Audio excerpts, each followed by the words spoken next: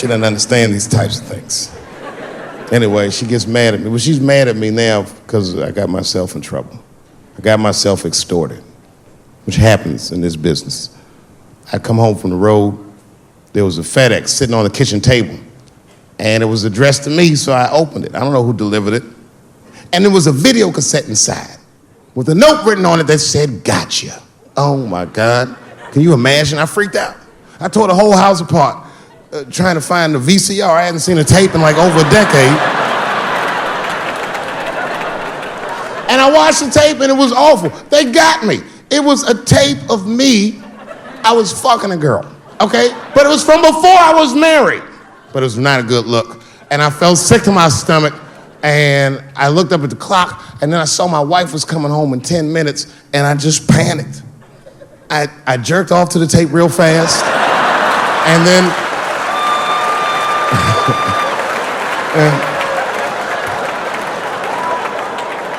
and then I called the FBI, who, by the way, made me feel much better. I mean, they didn't say they were going to catch him for sure, but they had the demeanor of some competent people that would catch him. So I didn't worry about it too much. And then not even a week later, 5 days later, I come home and there's another video cassette just sitting on my porch. As soon as I saw it, I just called the police like, "They've done it again. You should probably look for a guy with bell bottoms on because I don't know who the fuck is sending tapes."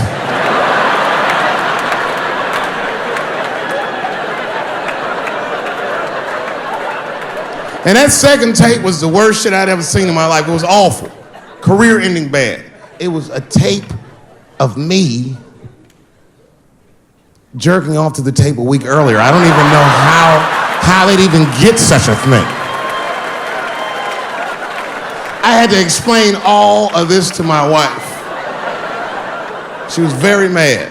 No thing in this world is as cold as a woman's cold shoulder. Because she was mad, but she wouldn't talk to me about it. She would just punish me in little ways. Make me do shit that I hate to do. Like pick the kids up from school, that's one thing she made me do. That's a hardship for me. I got one son that goes to a public school, and his little brother goes to a private school. It's an experiment. I just want to see what's going to happen to him.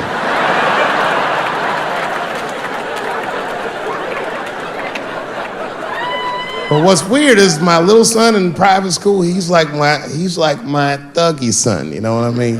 I don't know where he get that from. He's not getting it from me. And he's definitely not getting it from that school. That school is it's a liberal school. It's the kind of school, there might be like 12 black students in the entire school. And I'm the only black parent.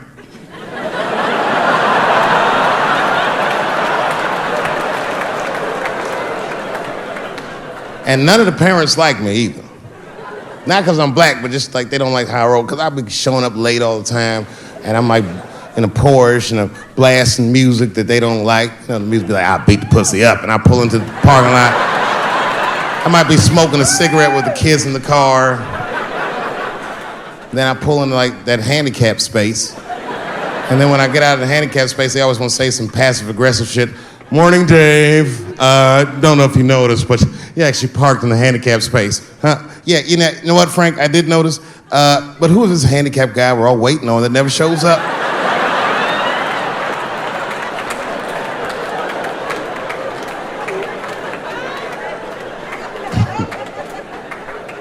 So I hate going over to that school. The only parents that are nice to me is a lesbian couple, Kate and Sarah. Actually, Kate hates my guts. Sarah knows that I'm black and she's half black, so she just understands me. You know what I'm saying? I can't explain it. Because I'll say shit and Kate's just too serious about being a lesbian. I'll be like, "Hey, Kate. Hey, Sarah. You guys gonna do the father-son picnic next week? How's that gonna work?" And Kate will instantly be furious. But Sarah knows I'm fucking around, so she'll just say something cool. "I don't know, Dave. Maybe me and Kate will flip for that shit." I said, "Bitch, you better save that coin toss because everybody knows you strapping on in that household." And then Kate will turn bright red, but Sarah just fist bump me like, "You right, nigga? It's me." We're good friends. We're good friends. They invite me to stuff. They're like my only friends at the school. So imagine my surprise when I go to pick my son up after all this happens. And the teacher is waiting outside for me. She's just standing right there in the middle of the fucking handicap space. I knew something was wrong, so I rolled the window down like, hey, what's going on? Hi, David, can we talk to you for a minute in the office? I said, no, fuck that. We got to talk right here. What's going on? I knew it was bad. Ibrahim had a fight. I said, a fight? Don't worry. Everyone's okay. I said, everyone? What happened? Well, that's it. We don't know what happened because he won't talk to anybody. All we know is that he punched Sarah Jr. in the face. I said, oh no. Sarah's one of the only parents I'm not sure I can beat up in this school. Just then, Kate and Sarah pulled up to pick up their daughter, and then we all had to go into the office, and I was really worried because I didn't want them to kick me out of the school. And then they brought my son in, and he was crying. They brought him in like a prisoner. He was like, oh. I said, son, just stop crying, calm down. Do not look at these mean faces. I need you to look at my face, and I need you to tell me the truth, buddy, all right? Just tell me the truth. Is it true? Did you punch that girl, Sarah Jr., in the face? I was trying to give him a signal to lie, but he didn't pick up on it. I was like,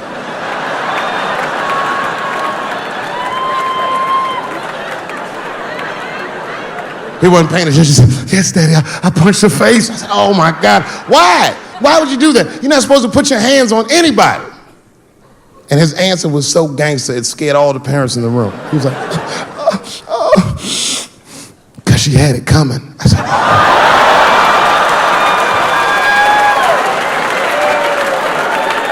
And everyone looked at me. I said, I did not teach you. I don't know where he got that from. I said, what does that mean, son? That is crazy talk. What does that mean? And then he just started crying like he was Tupac. Oh, these kids keep fucking with me.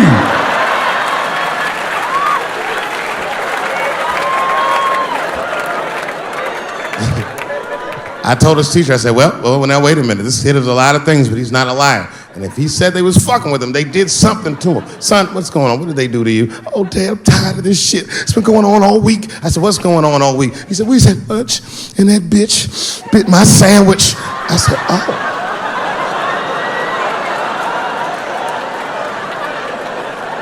He said, it's the fourth time this week. I'm tired of this sandwich biting bitch. I said, stop using that word. Let's go home. That's a quiet car ride home. We got to the house, he just ran right up to his room, slammed the door. His mother came downstairs. By then, she had heard about everything. She was looking at me like, oh my God, I said, I know, it's fucked up. She said, you bit that goddamn sandwich, didn't you, Dad? I said, I'm tired of you accusing me of shit. And I just ran out of the house. Jumped in my car and drove off. Of course I bit that sandwich. But I knew that she was just really mad about that tape, so now she was gonna punish me about a fucking sandwich I bit. And I was mad as fuck. You know what I said to myself? I said, I should just never go home. Fuck this shit. You know, by the way, that's how people used to get divorced in the 40s. There was no divorce court in America. Back in those days, if you want to get out your marriage, you should tell your wife, hey baby, I'm going to get a pack of cigarettes. I'll be right back. You would just leave with the clothes on your back. That's when men were men. And there was no internet back then, so you could move 11 miles away and have a whole new life.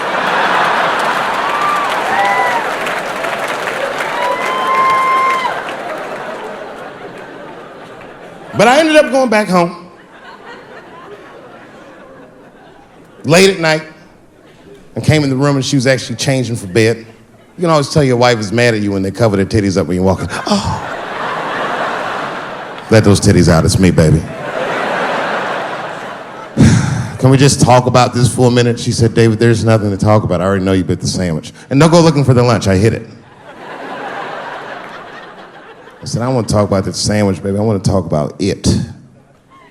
The tape. I know that's why you're mad. It was a very difficult conversation. I had to crack a few jokes, and she laughed a little and it helped her relax. And we started talking, And then she cracked a few jokes that hurt my feelings, honestly, but...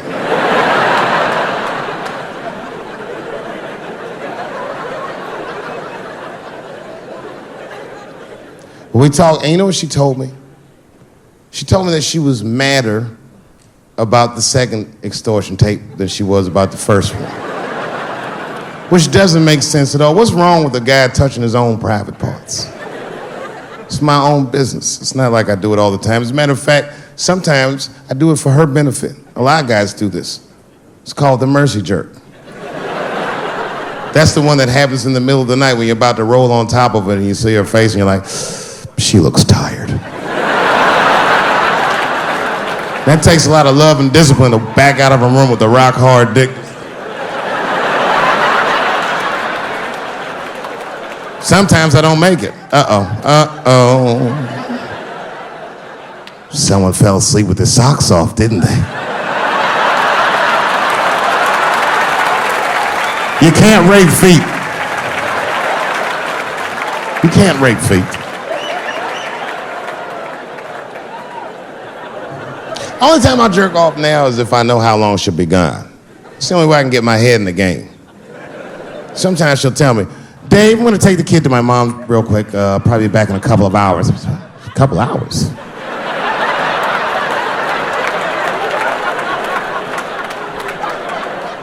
You can get a good one in 2 hours. That's the kind of session where you'll take all your clothes off.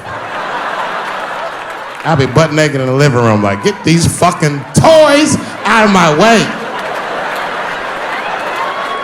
Disgusting. Foot all on the coffee table, just stroking it out and taking my time. And I got a bowl of cereal waiting for me right here.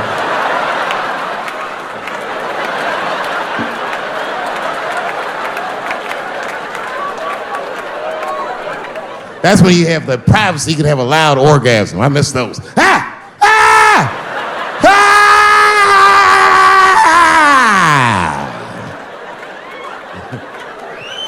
You know, when a guy busts a nut, like right after that, there's a window of like 6 minutes where he does the most rational thing he ever does.